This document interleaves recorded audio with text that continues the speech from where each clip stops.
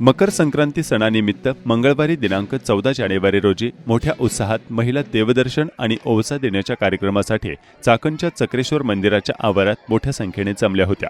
मात्र येथील मंदिर कुलूप लावून बंद ठेवण्यात आल्याने महिलांना बाहेरूनच दर्शन घ्यावे लागले। याबाबत महिलांनी नाराजी व्यक्त केली। चालू असतात पण यावर्षी मंदिर बंद आहेत याचं कारण तर कळलेलंच नाही आम्हाला। मंदिर चालू असतं तर आम्हाला कसं व्यवस्थित करता येतो ना। हो आता दरवर्षी जी रीतीप्रमाणे करतो तीच रीत पाहिजे ना।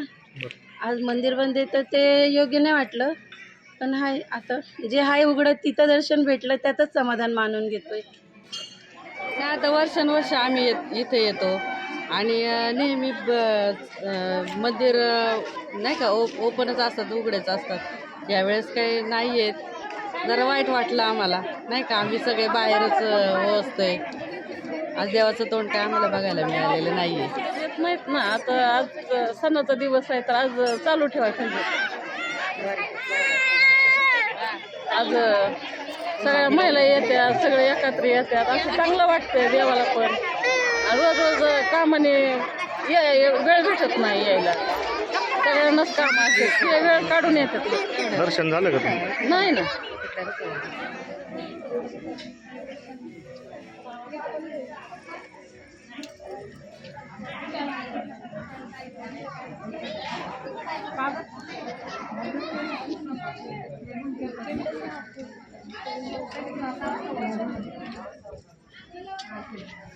सकाळी 5:30 ना 5 वाजता मंदिर ओपन होतं, 5:30 वाजता आज का? रोज